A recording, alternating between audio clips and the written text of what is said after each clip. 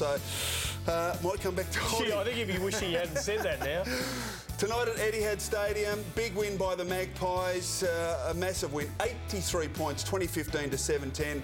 Dawes Jolly kicking 4 goals apiece for the Magpies. Mark Lacroix, the standout forward for West Coast, he kicked 3. Also noticed Alan Didak kicking 3 goals, and we'll look at those because, Andy, they were kicked, and watch the score, the time clock there, 7:49 when that, or 48 when that first goal was kicked. He kicked 3 in under 3 minutes. And they were all special, weren't they? That was the second of them off the ground.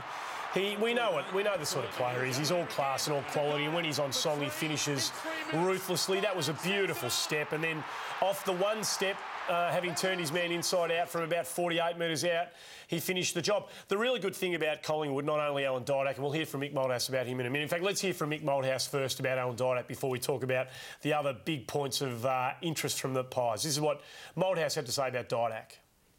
I don't think any coach really sits back and enjoys a game until the end of it.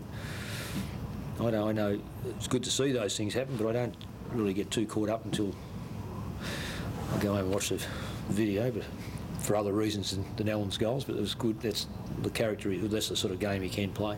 He would have been smiling. I reckon he enjoyed that, didn't he? Of course he did. I tell you, he would have enjoyed Chris Dawes too, because Chris Dawes was dropped a couple of weeks ago and spent a couple of weeks in the VFL, but came back into the team and played just a fantastic game tonight. We're asking Mick during the week about whether he knows what his best 22 is yet, whether he's got it embedded in his own mind, and he's sort of waxing and waning a little bit. I'm not sure, there might only be 1 or 2 positions that I reckon he's not convinced about yet, and I reckon Dawes might be one of them. The last couple of games he's played, I reckon he might have gone a long way towards suggesting that he's worthy of persevering with. And it's going to take a lot of poor form over the successive weeks, I reckon, to see Dawes being left out of that Collingwood side from now on. No, he's certainly made his mark. There's no question about that. Now, the other player who's continuing and playing better and better each week is Darren Jolly. Kicked 4 goals tonight and was just so clever in the way he pushed forward and was exposed Dean Cox there by just drifting inside the attacking 50. His ruck play was very good against the dual combination of Cox and Natanui. And he's taken a while, I reckon, to settle in, Andy, but he's certainly playing some great football at the moment. As a Collingwood man, Chris, I reckon you'd agree. This is potentially, it's the all-round perfect ruckman's game that he's played tonight.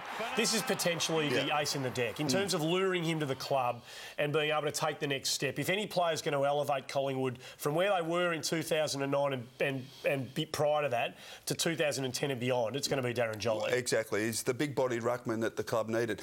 Now, one of the other stars in recent weeks has been Dale Thomas. Now, this was a goal right on half-time. Well, it wasn't a goal because it wasn't allowed by the goal umpire. Now, the goal umpire, you watched Thomas, very clever to get boot the ball so quickly. The goal umpire, you can see his position there. Now, he's obscured from that, but in the discussion that followed with the field umpire, he was very confident that he thought what he saw, but it was ruled a behind. Well, you give him a tick, don't you, for being strong in his view. Yes. But when you watch the replay, he can't really have known when the ball hit Thomas's boot. He must have been feeling for it or guessing. There must have been an element of guesswork there, and unfortunately it's cost Thomas one of the goals of the year. It was a fantastic piece of improvisation and athleticism from Dale Thomas, and yet another outstanding Collingwood player and an outstanding team performance. Now, Collingwood were overwhelming favourites to win tonight, but by the same token, just so disappointing was the way West Coast went about the game. Their errors, their lack of discipline in terms of picking up players. It was just a really disappointing performance. But we saw at half-time, we showed the replay of a couple of Collingwood players finding themselves in ridiculously dangerous positions, unmarked and without any pressure being applied by West Coast defenders.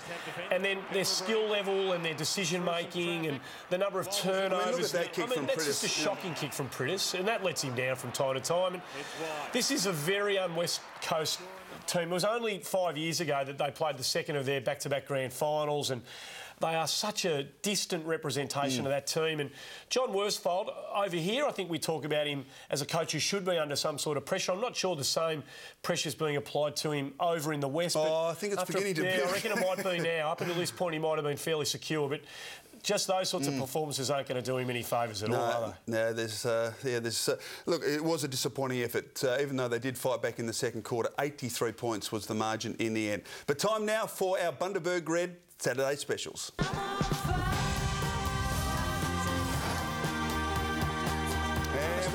is. Beautiful tap from Sandilands to Michael Barlow. First quarter at Subi. Bleak, miserable, dirty night for the team in the blue and gold, but this was classic Mark LaPra. What a brilliant finish. What a great controlled goal that was from a long way out. And what about Big Jay Schultz at Subiaco Oval? Look at that for a grab. Gee, that was a good mark. Contested mark.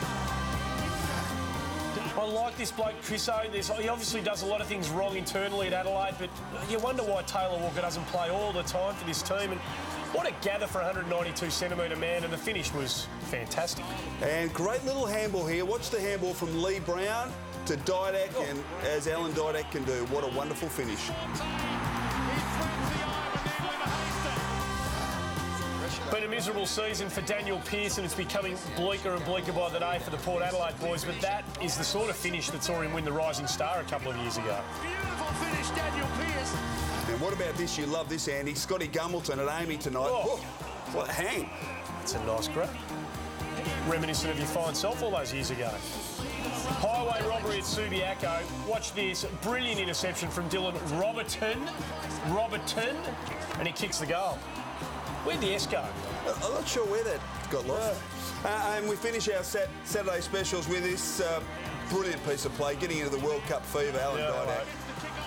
Absolutely outstanding. He kicked 3 in under 3 minutes in the third quarter. Back with more in just a moment.